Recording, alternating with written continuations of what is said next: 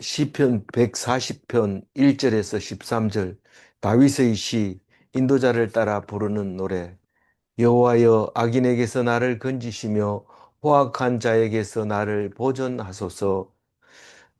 140편은 13절까지 있는데요. 어, 오늘은 주님 앞에서 코람데오, 그리고 정의로우신 하나님, 음, 뭐 그런 얘기를 하고 있습니다만은 사실은 제일 마지막 절에 하고 싶은 얘기가 있습니다. 그게 의인은 주 앞에서 살리라. 그 얘기를 하고 싶어서 앞에 이야기를 하지 않았나 그런 생각을 해 봅니다. 어제는 149편은 둘로 나누어서 묵상을 했지만 어제 묵상한 것은 하나님, 창조의 하나님, 그리고 창조의 하나님이시지만 어, 원수들이 있어서 원수를 미워하게 만들어 놓았습니다. 그래서 원수가 없으면 좋을 것 같지만 사실은 원수를 음, 있어야 됩니다. 우리가 살아가면서 아무 걱정, 근심이 없고 아무것도 뭐 할 것도 없고 뭐 웃을 일도 없고 즐거운 일도 없고 기분 나쁜 일도 없다면 그건 살아있다고 말할 수 없는 거고 무생물이라고 말할 수 있는 거죠. 그런데 그 원수가 있음으로써 그 원수를 이기고 기뻐하고 원수를 이기고 감사하고 원수를 이기고 하나님을 찾고 그런 것을 볼 수 있습니다.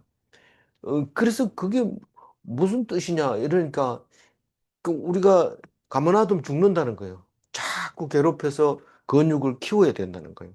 그래서 훈련도 그냥 군대 가면 그냥 놔두는 게 아니고 땅을 파라 이래놓고 파고 또 메꾸라 이래 메꾸고 그냥 안 놔도 계속 하면 이 근육이 살아서 이력이 나서 그런 일이 생기면 빨리 하는데 안 그러면 그만 배가 부르고 뚱뚱해지고 그러면 일 시키면 안 못합니다. 마음으로는 할 수 있을 것 같죠. 근데 안 됩니다. 그래서 평소에 늘 운동을 해야 되는데 스스로 하면 안 되냐? 스스로 하면 안 되고 돈 주고 운동해야 돼요. 돈 주고 혼나가면서 선생님이 그것도 아직도 못하냐 몇 년이 됐는데 이런 소리 들어가면서 해야 돼. 그러면 안 한 것보다 조금 낫습니다. 그런데 그게 계속해서 원수에 대해서 다윗이 얘기하지만 다윗의 원수가 많으니까 그만큼 다윗이 훌륭한 사람이 된 거죠. 예수님은 그걸 알고 원수를 사랑하라고 얘기하는 겁니다. 그러니까 원수를 싹 잡아버리고 없으면 그럼 우리는 할 일이 없습니다. 그래서 원수를 통해서 감사하게 되고 원수를 통해서 하나님을 알게 되고 원수를 통해서 내 신앙을 알게 되는데 그래서 믿음은 그 원수가 시험을 만들고 그 시험 만드는 것에 대해서 믿음이 있는지 없는지 알게 되고 그래서 원수가 시험지예요. 원수가 시험, 너 원수가 뭐냐? 시험지다. 뭔 말이냐? 그 시험지를 통과해야지 네가 천국에 들어갈 수 있다. 이렇게 말할 수 있는 거죠. 그러니까 우리는 시험지를 막 구겨가지고 내던져야 돼요. 그걸 잘 펴가지고 답 써가지고 제출해야 돼요. 제출을 해야 돼요. 그래서 시험지를 함부로 구기면 시험지에서 빼버리면 그 사람은 시험 빵점 나옵니다. 그러면 실패죠, 인생이. 그래서 원수는 완전히 멸해야 되는 게 원수지만, 그러나 하나님이 원수를 갚아주지 우리가 갚는 게 아니다. 그게 음, 음, 어제 말씀인데 거꾸로 얘기하면 의인은 원수로 말미암아 인정받는다. 원수 없이는 내가 아무리 잘해도 소용없다. 원수를 통해서 내가 의인이라는 인정을 받게 된다. 그 얘기가 어제 있었어요. 어제 묵상했는데 그런 생각이 안 들던데 어제 했습니다. 음. 그래서 음, 오늘 또 다윗의 시 아닙니까? 비슷합니다. 비슷하지만 용어가 쓰고 사용하는 용어가 다르고 입장이 다르고 이러기 때문에 다시 한번 묵상할 수 있는 좋은 시간이죠.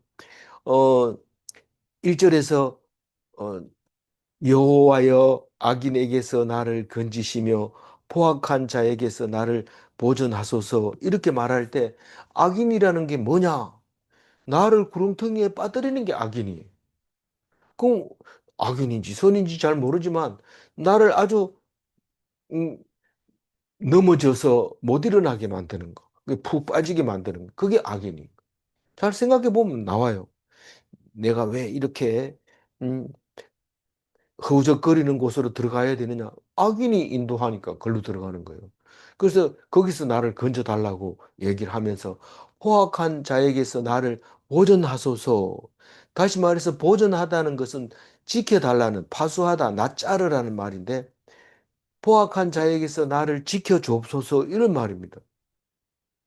우리가 시편, 다윗의 시편을 개역 개정해서 썼는 거 가지고 읽으면 이게 표현 방법이 좀, 어, 그림이 잘 안 그려지지만 다른 성경을 막 이렇게 같이 교차로 읽으면 훨씬 부유해집니다. 그러나 꼭 그렇게 다른 성경하고 교차해서 읽어야 될 필요는 없습니다. 왜냐하면 오히려 더 복잡해지고 더 많아지니까 차라리 하나 가지고 깊이 묵상하는 게 훨씬 낫습니다. 그래서 다른 책 못 읽었다고 남들이 막 다른 책 읽은 거 막 얘기해도 나는 개혁 개정만 읽는다. 그러면서 개혁 개정에서 느껴지는 것만 얘기해도 하루 종일 얘기하려도 하는 거죠. 그러니까 너무 많이 알려고 하지 말고 많이 묵상하려고 하고 그 뜻을 곰곰이 생각하려고 해야 됩니다. 그래서 성경이 많이 필요 없고 한 성경을 깊이 오래 읽는 게 중요한데 다른 성경 읽는 거는 또 목사님이 또 찾아가지고 비슷한 거 얘기해 주니까요. 그래도 부족합니다. 그래도 괜찮아요. 우리가 오늘 하루, 오늘 말씀, 그거 가지고 은혜 받고 오늘 기쁘게 살아가는 그게 우리의 할 일이니까요. 2절 읽어볼까요?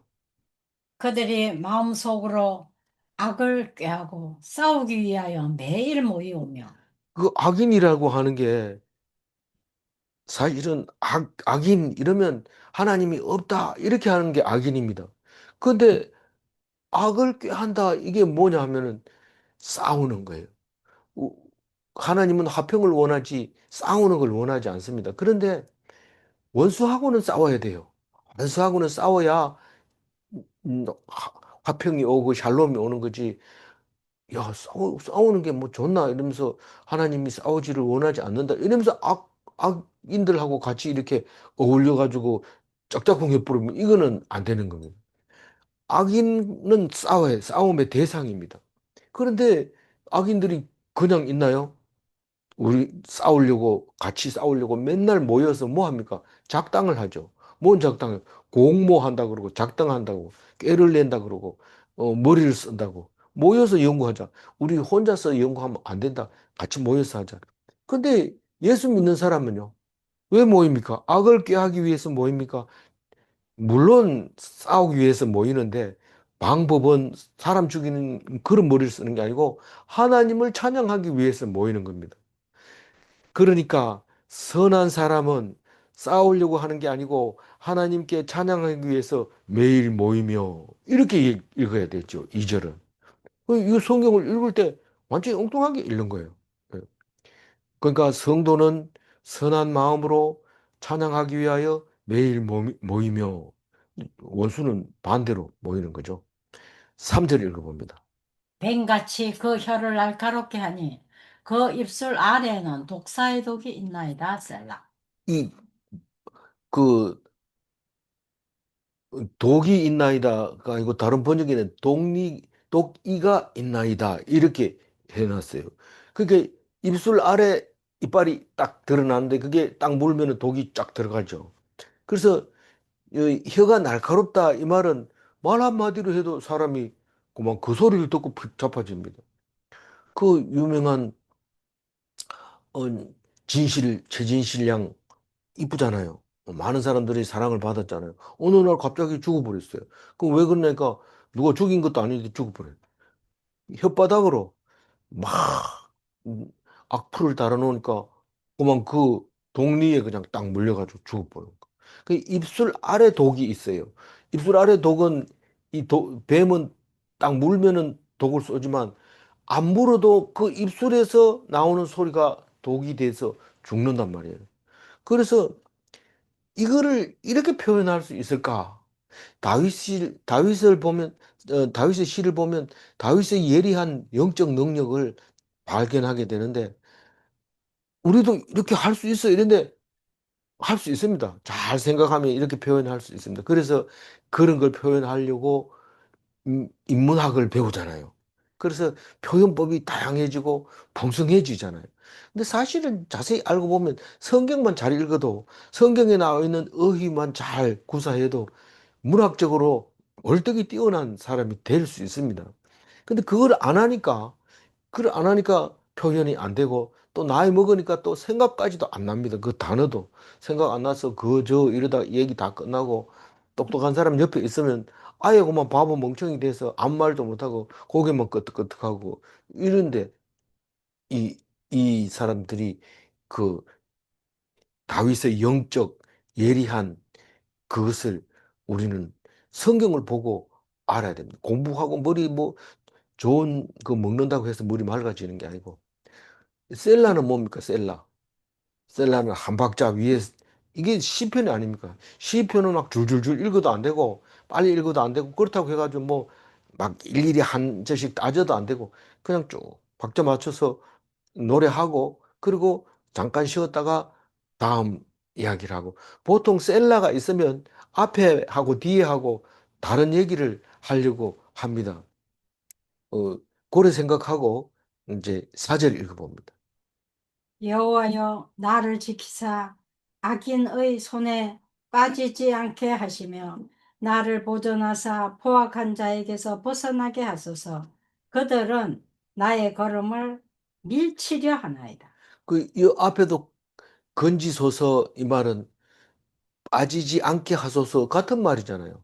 이거 어휘를 다르게 해서 문장을 길게 합니다. 보고서를 한 페이지에 작성하세요. 이러면 어떤 사람은 많이 써가지고 오고 어떤 사람은 적게 써가지고 오고 이런데 그것을 알맞게 딱 한 페이지에 써가지고 내는 거는 그는 과제 낸 사람의 의도가 한 장으로 표현할 수 있는 게 뭐냐. 그랬을 때는 건지시며 이거를 한번 쓰고 손에 빠지지 않게 하소서 이렇게 하고 지키소서면 또 보존하소서 이 같은 말인데 단어를 많이 사용을 하게 됩니다. 근데 이게 문학적인 실력이 없는 사람은 어, 그거 안 씁니다. 그래서 그 막노동하는 사람들이 이 의학적으로 연구를 해보니까 200단어면은 충분하다. 200단어만 가지고 노동자들은 그냥 일평생 살아갈 수 있습니다. 노동하면서 그 단어만 가지고 충분히 이 삽니다. 그 경상도 사람들이 부부는 뭐 두 단어면 다 된대요. 어, 밥 먹자, 아는 뭐 이런 것만 가지고 다른 말을 안 한대요. 뭐 사랑한다 뭐 이런 얘기 안 하냐 이러면 그런 얘기는 쓸데없는 얘기는 안 한다 이랬는데 그게 문학적으로 좀 인문학적으로 표현하고 그래야 되는 거예요. 좋다만 가지고 안 되고 뭐 코가 이쁘다든가 눈이 이쁘다든가 뭐 그런 얘기를 자세하게 해야 줘야 되는 거죠. 나를 보존하사 포악한 자에게서 벗어나게 하소서.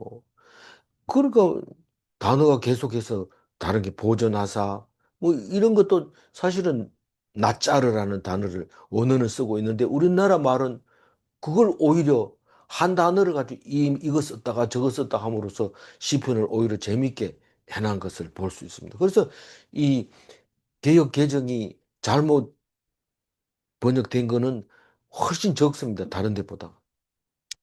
어, 나의 걸음을 밀치려 하나이다. 나를 다른 길로 자꾸 밀치려고 하는 겁니다.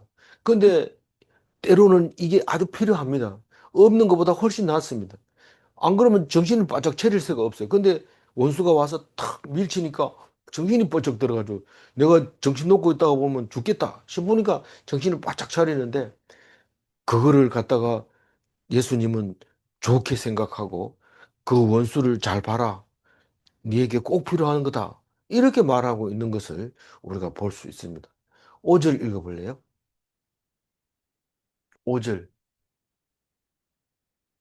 응? 5절 네. 교만한 자가 나를 해하려고 올무와 줄을 놓으며 길 곁에 그물을 치며 함정을 두었나이다. 셀라. 그 교만한 자들은 하나님이 없다고 하는 사람을 교만한 자라고 얘기해요. 근데 그 사람들이 왜 나를 해하려고 해요? 너는 하나님만 의지하고 자기들하고 짝짝꿍을 안 하니까 당연히 해하려고 하죠. 우리가 학교 안에서도 야, 우리 이거 하자 이러면 그거 하는 사람과 하지 않는 사람은 서로 공격하려고 합니다. 그게 대적이죠. 근데 그게 있어야 됩니까? 있어야 됩니다. 우리 생각에는 어, 이 야당과 여당이 없으면 좋겠다. 싸우는 소리 듣기 싫다. 진짜 세상 살기 싫다. 이러지만 사실 안 싸우면 썩습니다. 안 싸우면 뭐 더 발전할 수는 있을 수도 있어요. 그러나 안 싸우면 생각 자체를 안 하기 때문에 옳고 그르고를 떠나서 발전을 할 수가 없게 되는 겁니다. 진짜로 피 터지게 싸우면 상관없지만 누가 하나가 힘이 세서 잘못 가면은 끝납니다. 그러니까 될 수 있으면 싸우는 것을 계속해야 되지. 빨리 정리하고 좀 조용했으면 좋겠다. 안 싸웠으면 좋겠다. TV 틀 때마다 좋은 얘기만 하면 안 될까? 그런 거 없습니다. 좋은 얘기만 할 수가 없어요. 꼭 이렇게 다퉈야 되고. 그래서 늘 불안한 상태로 날마다 하루를 살아갑니다. 교회 가거나 기독교 모임에 가거나 그러면 항상 지금 이렇게 어수선한 난국에 이런 말을 쓰는데 제가 어려서부터 지금까지 계속 똑같은 말을 하고 있습니다. 그런데도 지나오고 온 모든 것은 하나님이 했다는 것이지 누가 잘했기 때문에 누가 못했기 때문에 이런 말을 할 수가 없습니다. 과거 지나간 거는. 그거 가지고 자꾸 얘기하는 사람은 쓸데없는 사람들이니까 그 사람들의 얘기를 이 사람 마음에 들더라도 입 다물고 있어야 되고 마음에 안 들더라도 입 다물고 있어야 돼. 그러면 도대체 나라가 어디로 가는데 네가 입을 다물고 있느냐? 하나님이 하신다. 맡겨야 됩니다. 그러니까 유대인들처럼 전부 포로가 돼가지고 죽고 그런 거 아니냐? 그런데 그럼에도 불구하고 하나님께 맡겨야 됩니다. 이 교만한 자들이 나를 해하려고 하는데 올무를 놓습니다. 올무는 올가미를 말하는데 그냥 줄을 이렇게 해놓고 놔두면 가다 탁 걸리면 딱 잡힙니다. 그리고 거물을 치는 거물은 주로 촘촘하게 엮은 저 줄인데 그게 새를 잡을 때 씁니다. 새는 가지가 있어서 딱 잡고 있으면 안 넘어지는데 이 부드러운 끈으로 만들어 놓으면 발이 빠지면 안 빠집니다. 그럼 허부작 끓이다 보면 잡아버리죠. 함정은 구덩이를 말하는데 보통 짐승 잡을 때 쓰는 거죠. 위에는 뭐 맨 땅인 줄 알고 낙엽인 줄 알고 밟았는데 쑥 빠져버리는 거죠. 그렇게 나를 잡기 때문에 내가 아무리 정신을 차리고 있다 하더라도 교만한 자들이 딱 한테 걸려들면 저는 살아남기 어렵습니다. 그리고 셀라. 생각해보면 어떻게 살아갈지, 살아남을지 걱정이 되는 거죠. 그게 셀라 했다가 다시 하나님께 간구합니다. 6절 읽어봅니다. 내가 여호와께 말하기를 주는 나의 하나님이시니 여호와여 나의 간구하는 소리에 귀를 기울이소서 하였나이다. 이렇게 기도를 늘 했다는 거예요. 우리가 이 기도를 할 수 있을까요? 뭐 할 수 있죠. 6절을 읽어봤으니까 이렇게 할 수 있지만 사실상 현실적으로 이렇게 기도하는 사람이 거의 없습니다. 하나님이기 때문에 내가 기도하는 소리를 귀 기울여야 된다고 말합니다. 다시 말해서 간구하는 소리를 듣는 것은 하나님의 책무고 하나님의 일이고 하나님이 해야 될 거고 나는 기도하는 게 내 몫이고 내가 해야 될 일입니다. 그래서 나의 하나님이요 이러니까 사람들이 오해하고 무슨 지니처럼 하나님 이거 해주세요 이러면 이거 해주고 저거 해주세요 지금 저거 해주시고 그렇게 하는 하나님이 아니라 내가 하나님의 소유란 말이에요. 하나님이 나의 소유가 아니고 나의 하나님 이러니까 우리 문장으로 나의 하나님 이러니까 내가 가지고 있는 어떤 하나님 그게 아니고 내가 몸담고 하나님께 충성을 다하는 나의 하나님. 내가 하나님의 소유라는 겁니다. 내가 하나님의 소유. 둘 다 가입을 해놨네. 어, 6절의 노트에 오타 있습니다. 그래서 내가 하나님의 음, 것이고 하나님은 내 것이 아닙니다. 그게 무슨 뜻이냐면 내가 피동으로 하나님이 죽이면 죽고 살리면 살리고 그렇게 한다고 나의 하나님. 이 소리에 그 소리가 들려야 돼요. 7절 읽어봅니다. 내 구원의 능력이신 주 여호와여, 전쟁의 날에 주께서 내 머리를 가려 주셨나이다. 우리는 전쟁을 늘 하고 있습니다. 어, 그런데 능력의 하나님이 그 전쟁의 날에 내 머리를 가려 주셨나이다. 머리를 가린 게 뭘까요? 철모를 썼다는 거예요. 투구를 썼다는 거예요. 전쟁이 일어나면 빗발같이 쏟아지는 화살이 있고 총알이 있습니다. 그거를 하나님이 덮어주지 않았다면 벌써 머리에 구멍이 나고 하나님을 볼 수가 없는데 그렇게 막아주는 하나님의 능력, 그 구원의 능력, 그거였다고 다윗은 신앙을 고백하고 있습니다. 8절 읽어볼까요? 여호와여, 악인의 소원을 허락하지 마시며 그의 악한 꾀를 이루지 못하게 하소서. 그들이 스스로 높일까 하나이다. 셀라. 이 8절 말씀은 이거는 대원칙입니다.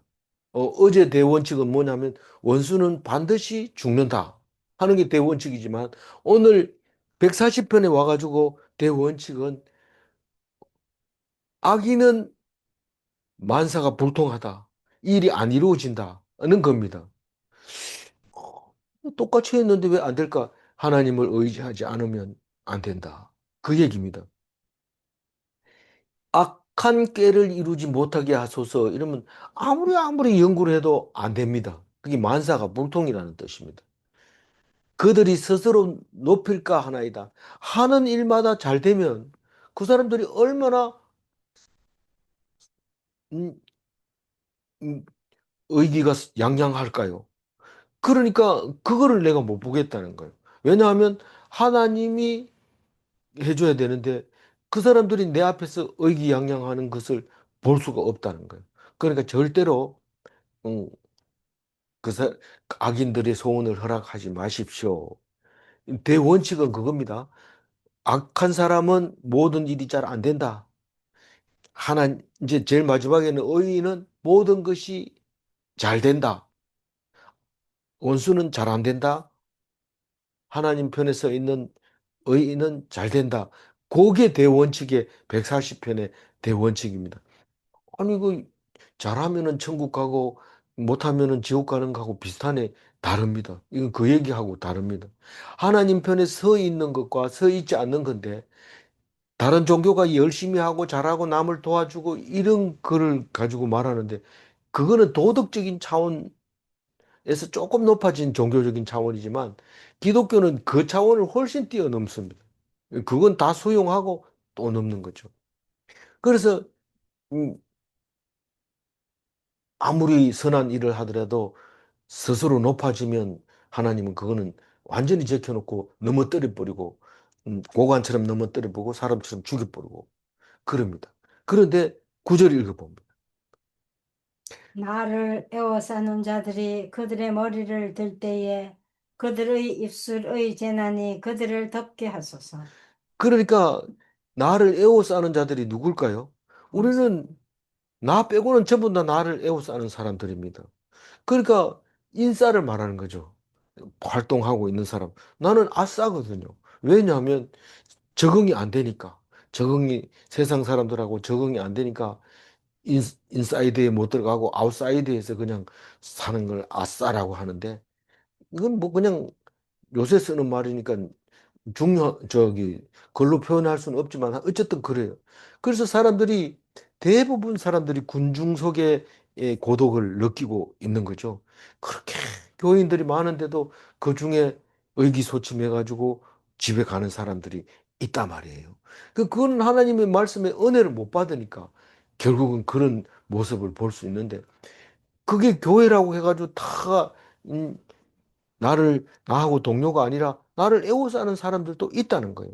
그래서 그들이 머리를 들 때 그들의 입술의 재난이 그를 덮게 하소서. 입술의 재난이 뭘까요? 그 말 때문에 생긴 문제입니다. 가장 군중들 중에서 이 입술의 재난이 뭘까요?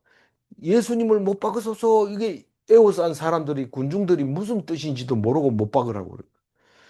그 로마 시대 때는 십자가에 못 박는 건 흔한 일이었어요.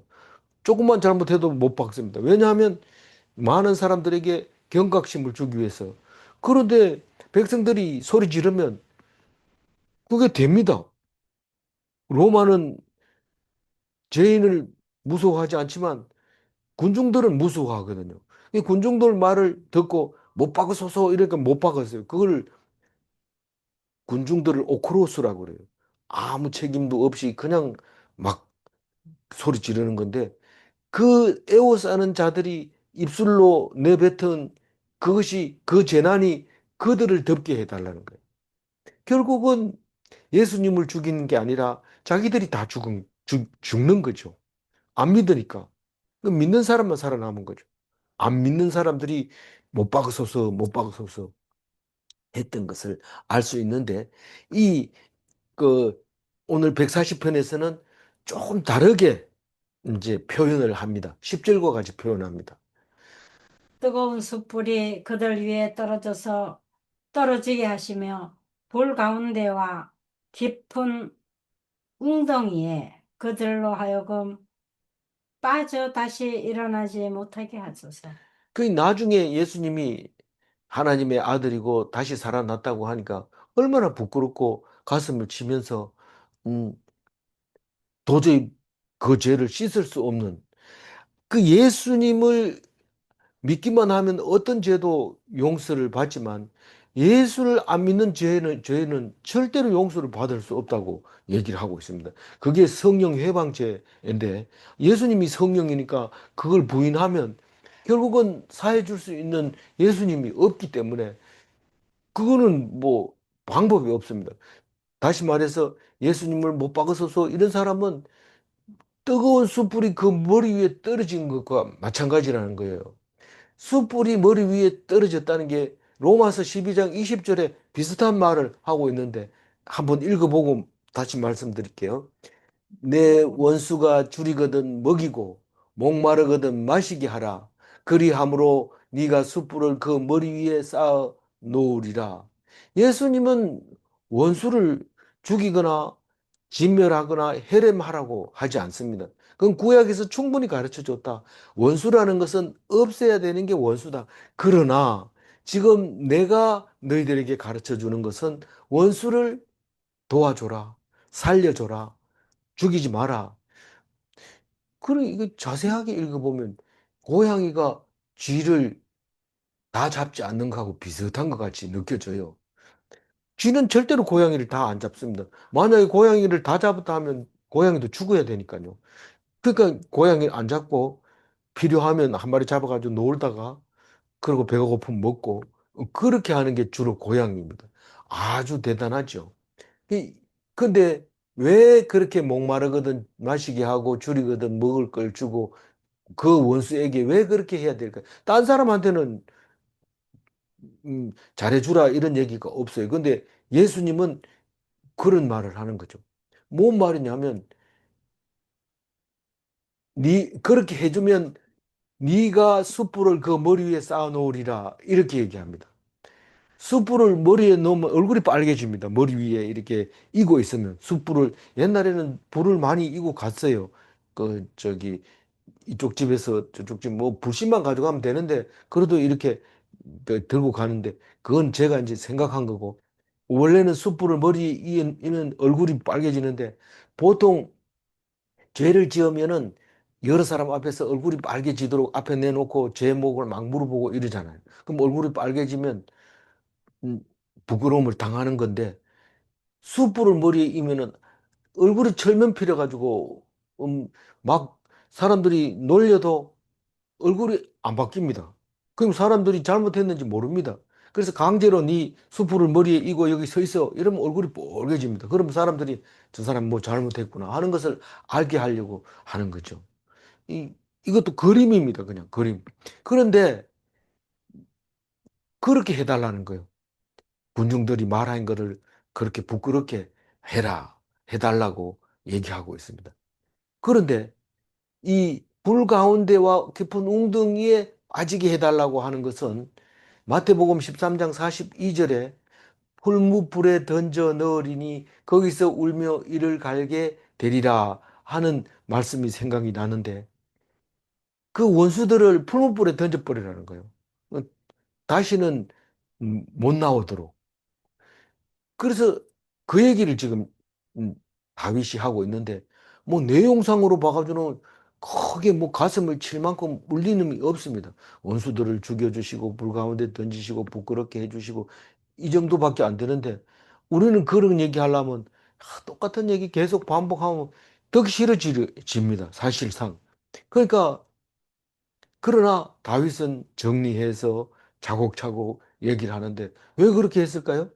그게 우리를 이걸 읽고 네 대신에 입으로 못 나오니까 이걸 읽고 네가 했는 걸로 해라.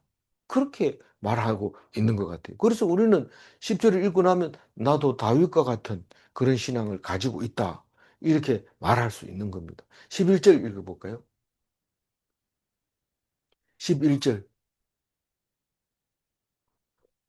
악담하는 자는 세상에서 굳게 서지 못하며 포악한 자는 재앙이 따라서 패망하게 하리이다.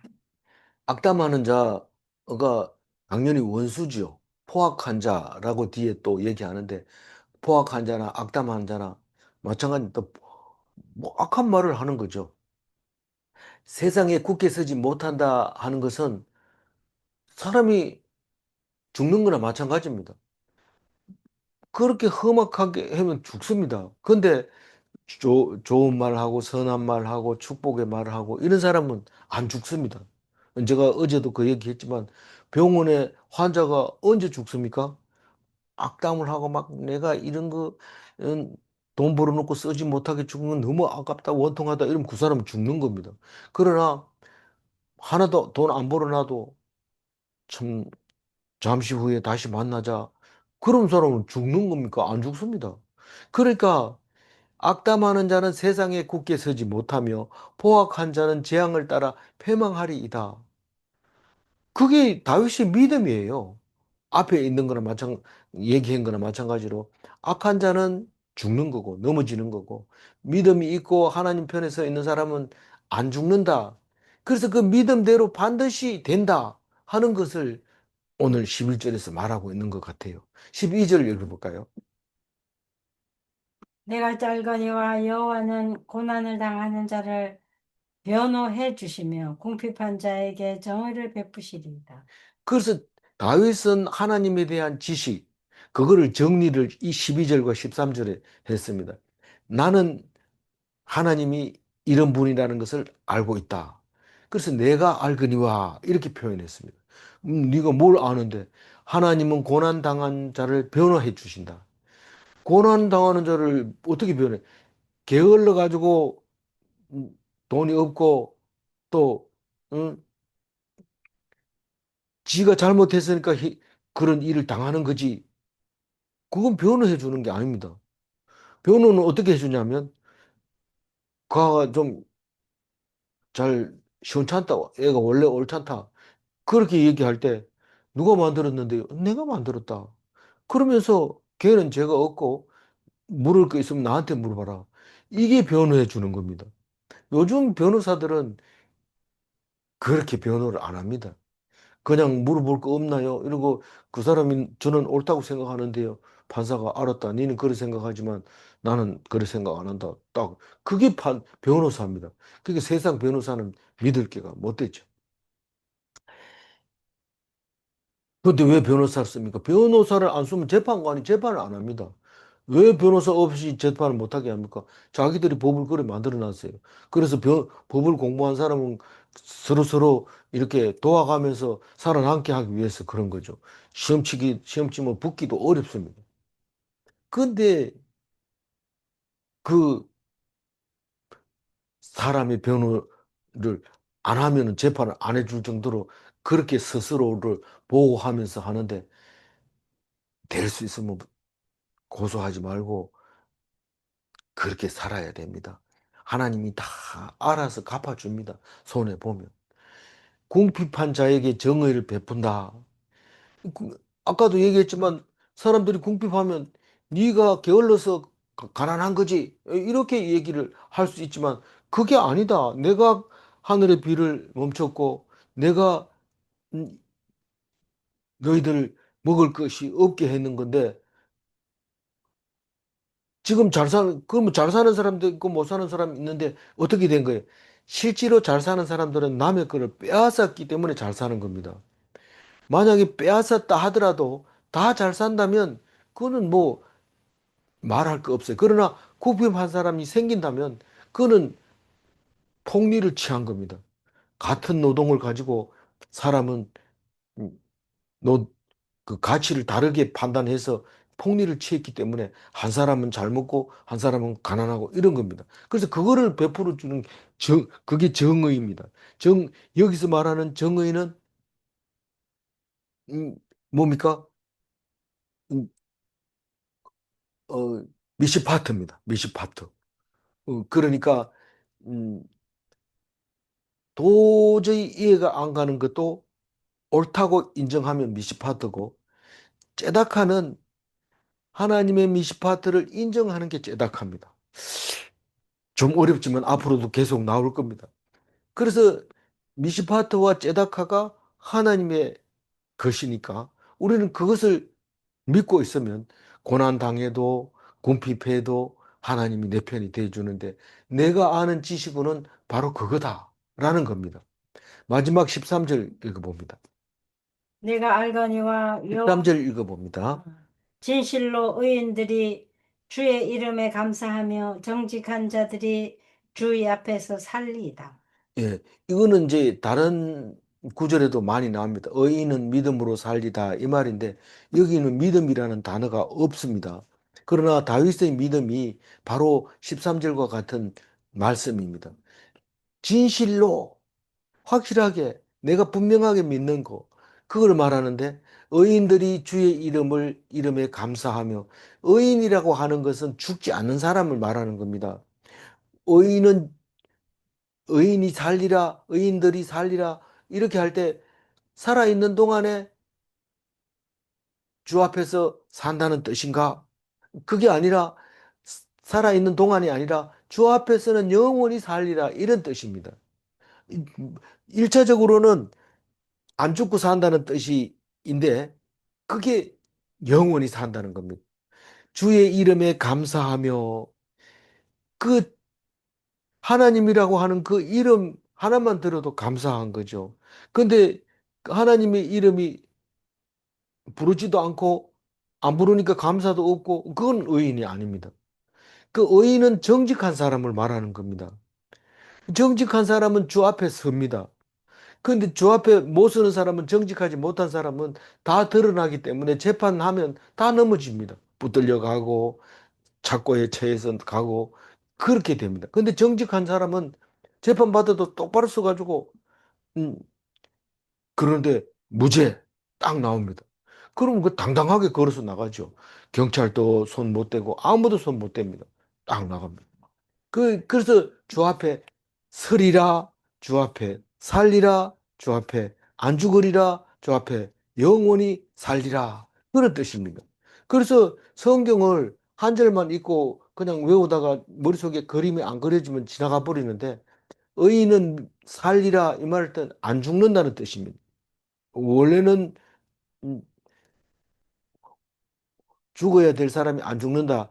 잠시 살려놓는다. 그렇게 느껴지지만 실제로는 안 죽고 영원히 산다는 것을 말하는데 그게 의인은 믿음으로. 어- 믿음으로 의롭다 함을 입는 거지 율법으로 의롭다 함을 받을 사람은 한 사람도 없다. 그걸 알고 있기 때문에 13절이 은혜가 됩니다. 처음 읽는 사람은 은혜가 안 됩니다. 이게 무슨 말이야? 그 한 줄 읽어놓고 엉뚱한 소리 하네. 엉뚱한 소리가 아니고 그게 그 소리입니다. 오늘 13절 다시 읽고 마무리할게요. 진실로 의인들이 주의 이름에 감사하며 정직한 정직한 자들이 자들이 주의 주의 앞에서 앞에서 살리라. 살리이다. 오직 믿음으로 의롭다 하심을 얻습니다. 율법으로는 의롭다 함을 얻지 못합니다. 질문합니다. 의인은 정직한 자인가? 두 번째 질문, 정직한 자는 하나님과 함께하는 자인가? 그렇습니다. 기도하겠습니다. 하나님 감사합니다. 시편 140편을 통해서 우리가 믿는 것이 무엇이고 의인이 무엇이고 형통한다는 것이 무엇이고 주 앞에 산다는 게 무엇인지 알게 해주셔서 감사합니다. 이 시편 말씀 속에서 다른 데서 찾지 못하는 귀한 말씀들을 찾게 될 때에 다윗의 신앙을 늘 본받아 하나님 앞에서 하나님께서 내 마음에 합한 사람이라고 말할 수 있는 귀한 하나님의 백성 다윗을 기억합니다. 그래서 하나님께서 약속하시고 내가 네 아들에게서 네 후손에게서 영원한 왕을 주겠다 하실 때에 우리는 예수님을 만나서 감사하고 예수님을 통해서 죽지 않고 예수님을 통해서 은혜로운 삶을 살게 해주셔서 감사합니다. 예수님을 떠나지 말고 오직 주님만 의지하는 참된 그리스도인이 되게 하여 주옵소서. 감사하옵고 우리 주 예수 그리스도 이름으로 기도 올리옵나이다. 아멘.